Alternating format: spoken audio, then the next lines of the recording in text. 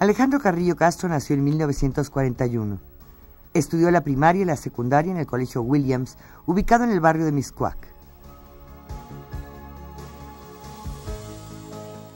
En primero de secundaria escribió una obra de teatro de corte histórico-político que fue representada en 1954 por sus compañeros de clase. La capacidad de líder de Alejandro Carrillo se fue perfilando desde 1957, cuando ingresó a la Escuela Nacional Preparatoria número 1, ubicada entonces en el antiguo Colegio de San Ildefonso, en el centro de la ciudad. Allí participó activamente en la política estudiantil como presidente del Grupo Unificador Preparatoriano, organización que en 1958 ganó las elecciones de la Sociedad de Alumnos y consiguió que el general Lázaro Cárdenas aceptara apadrinar su generación y les obsequiara una memorable carta de recomendaciones para su futura vida ciudadana. Siempre alumno destacado, en 1959 inició sus estudios en la Facultad de Derecho de la UNAM. Ahí presidió al Grupo Unificador de Estudiantes de Derecho y dirigió la revista Acción Universitaria.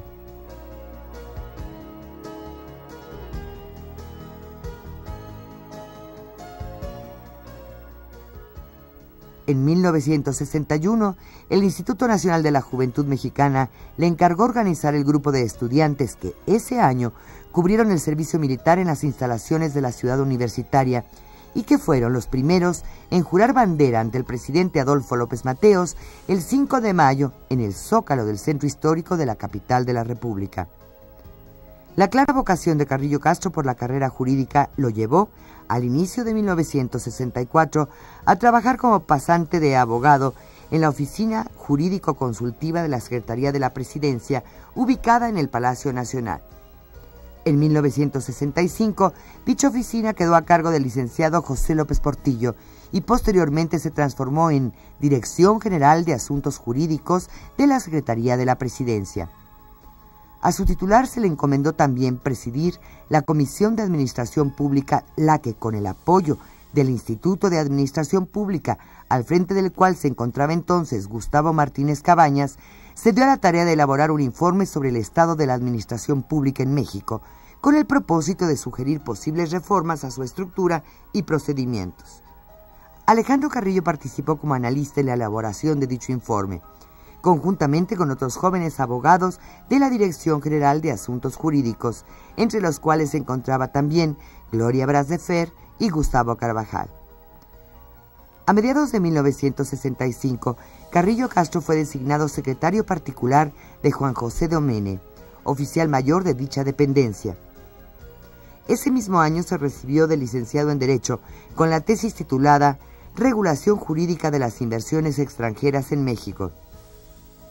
Al frente de su jurado estuvo el doctor Andrés Serra Rojas, uno de los fundadores del Instituto de Administración Pública.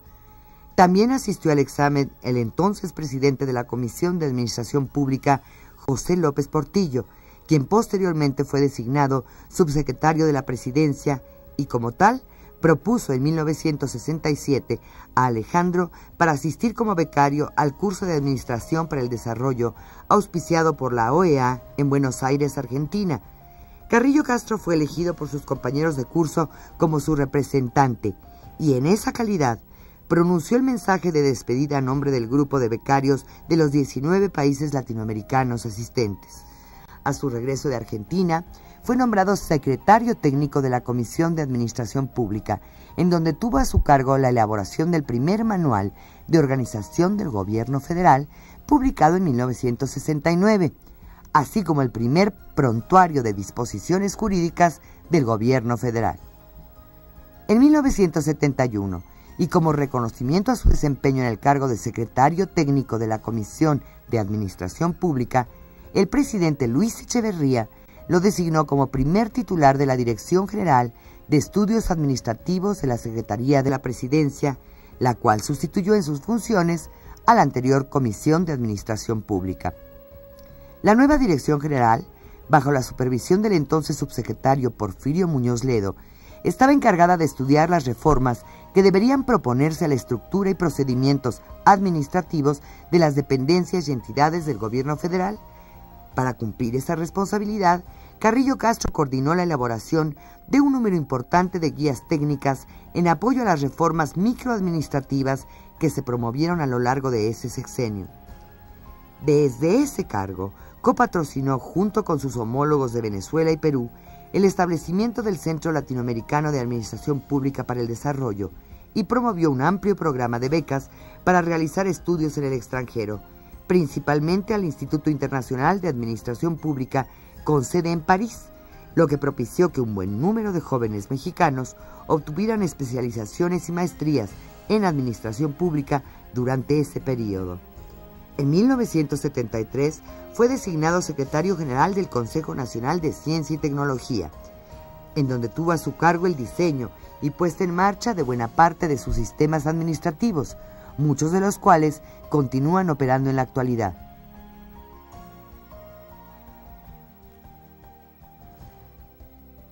En 1976, al inicio de la campaña presidencial de José López Portillo, Carrillo Castro fue nombrado subdirector de planeación del Instituto de Estudios Políticos, Económicos y Sociales del Partido Revolucionario Institucional,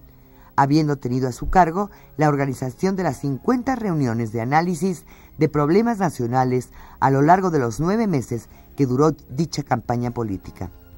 En esa responsabilidad, participó activamente junto con Julio Rodolfo Moctezuma y Fernando Solana en la elaboración del proyecto de la que sería la primera ley orgánica de la Administración Pública Federal, promulgada a finales de 1976. Por su experiencia acumulada en el estudio de la administración pública, al inicio de la gestión del presidente López Portillo, fue designado Coordinador General de Estudios Administrativos con adscripción directa al titular del Ejecutivo, y fue encargado de la promoción y articulación del programa de reforma administrativa que el candidato José López Portillo se había comprometido a desarrollar durante su mandato. Como parte de su abundante producción de estudios y ensayos especializados,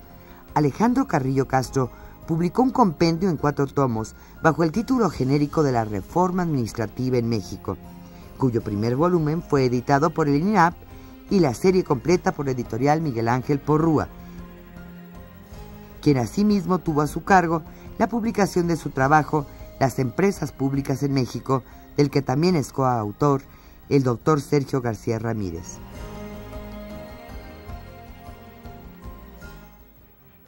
Su labor en el campo de la reforma administrativa pronto trascendió las fronteras del país. En 1977 fue electo presidente de la Asociación Latinoamericana de Administración Pública y en 1979 como presidente del Centro Latinoamericano de Administración para el Desarrollo, a cuyo frente estuvo durante 2 periodos consecutivos.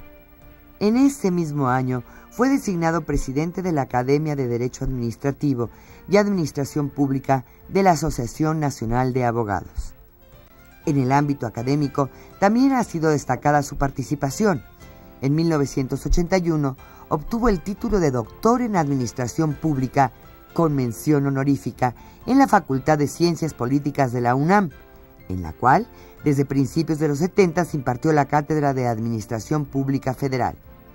En 1982 recibió del gobierno francés la condecoración de la Orden Nacional al Mérito en grado de comendador, que le impuso el entonces secretario de la Reforma Administrativa del gobierno francés, Michel Rocard, en ocasión de su visita de trabajo a México para firmar un convenio de colaboración en esta materia.